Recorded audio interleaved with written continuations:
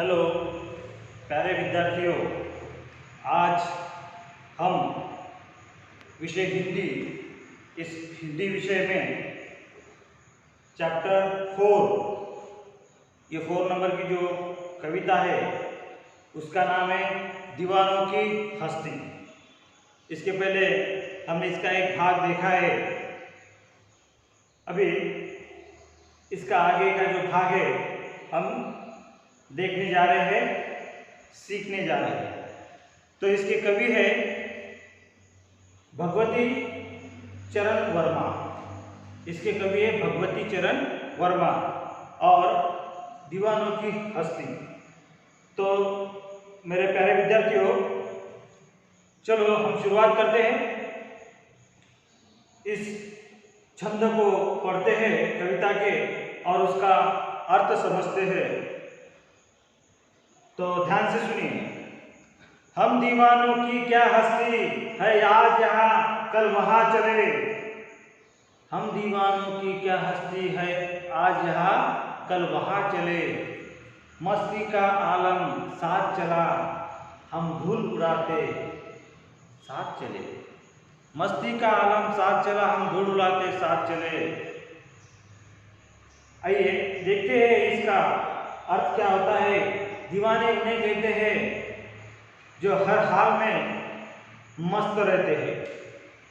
सुख या दुख का उन पर कोई गहरा प्रभाव नहीं पड़ता और वे वर्तमान में जीने में विश्वास करते हैं। दीवानों की कोई हस्ती नहीं होती है, मतलब उन्हें इसका कोई घमंड नहीं होता है कि वे कितने ही बड़े आदमी बने और कितने ही बड़े आदमी है, और ना ही इसका मलाल होता है कि उन्हें किसी चीज की कमी है।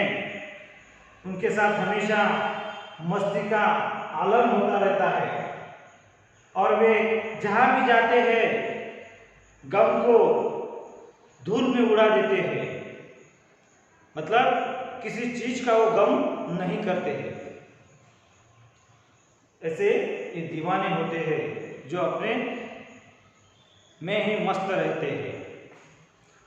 आगे गए इसमें, आए बनकर उल्लास अभी, आंसू बनकर बह चले अभी। आए बनकर उल्लास अभी, आंसू बनकर बह चले अभी। सब कहते ही रह गए, सब कहते ही रह गए। अरे तुम कैसे आए, कहाँ चले। तो कवि कहते हैं वे किसी जगह पर जाते हैं।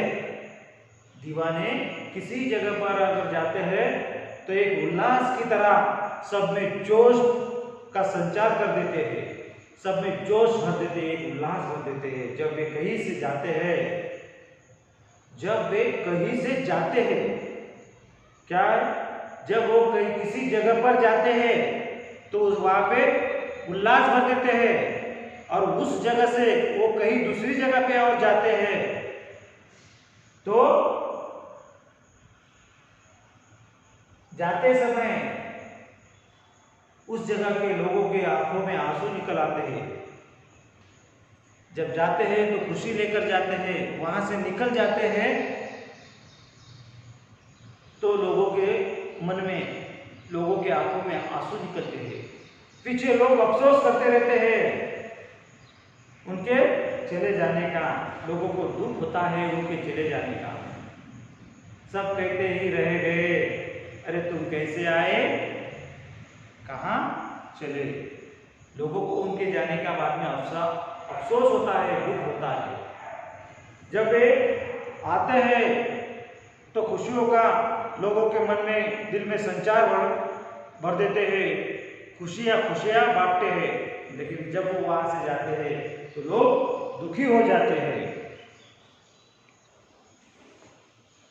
आगे का पद देखते हैं, उसमें कवि क्या कहते हैं, किस और चले यह मत पूछो, किस और चले यह मत पूछो, चलना है बस इसलिए चले।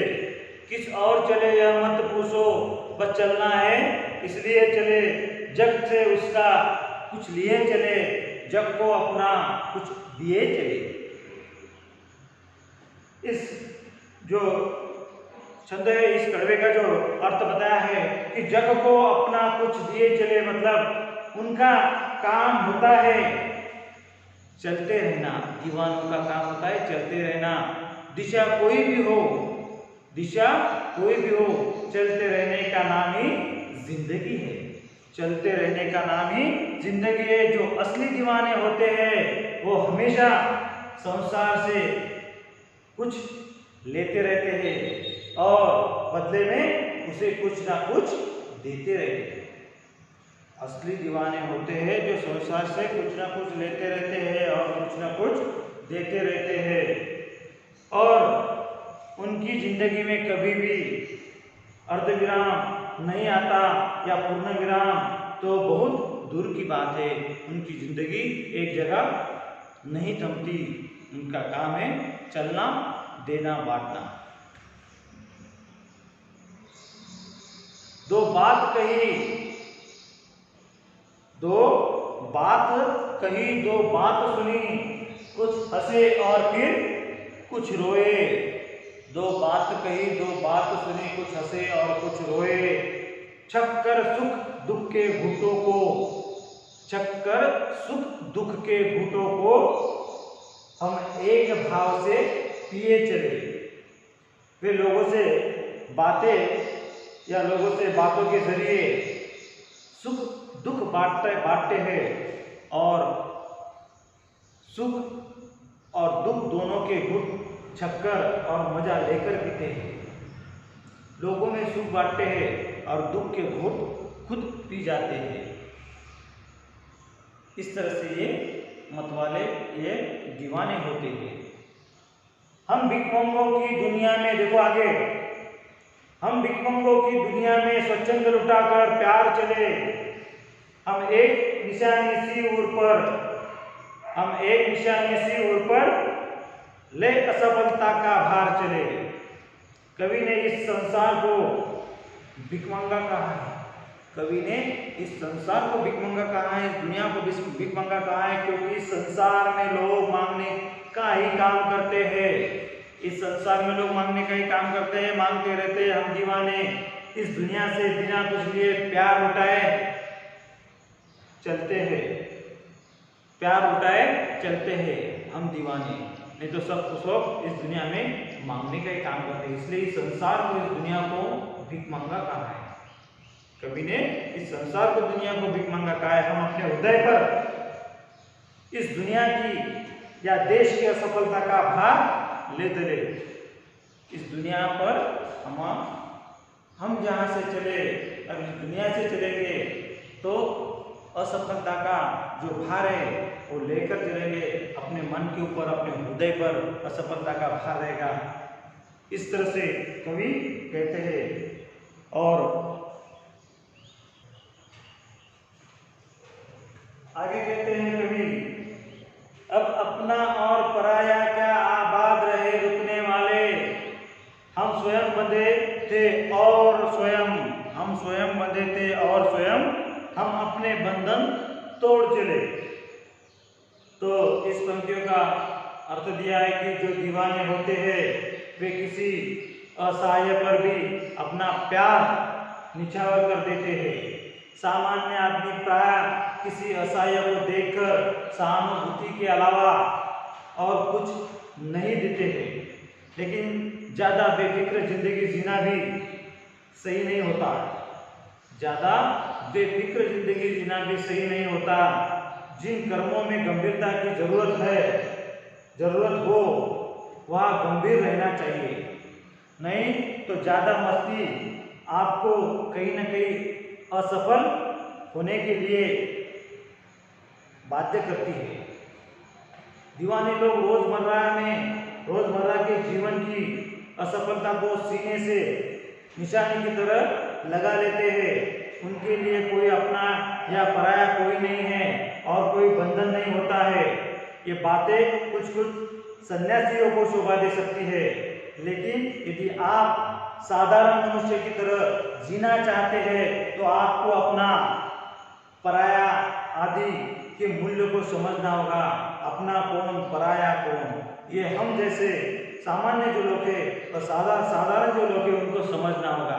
लेकिन जो सन्यासी होती है, जो सन्यासी लोग होते हैं, उनको ये शोभा देता है कि वो अपना पराया कोई समझते नहीं। लेकिन हम जैसे को समझना पड़ा, हम स्वयं बंधे थे और स्वयं अपने बंधन अभी तोड़ चले हैं। इस तरह से ये हम दीवाने जो होते हैं, दीवानों के कार्य जो होते हैं, इस तरह से दीवाने होते हैं, अपने इसमें ही वो मग्न रहते हैं, अपने में ही वो बिजी रहते हैं। इस तरह से खुशियाँ लुटाना उनका काम होता है। Thank you.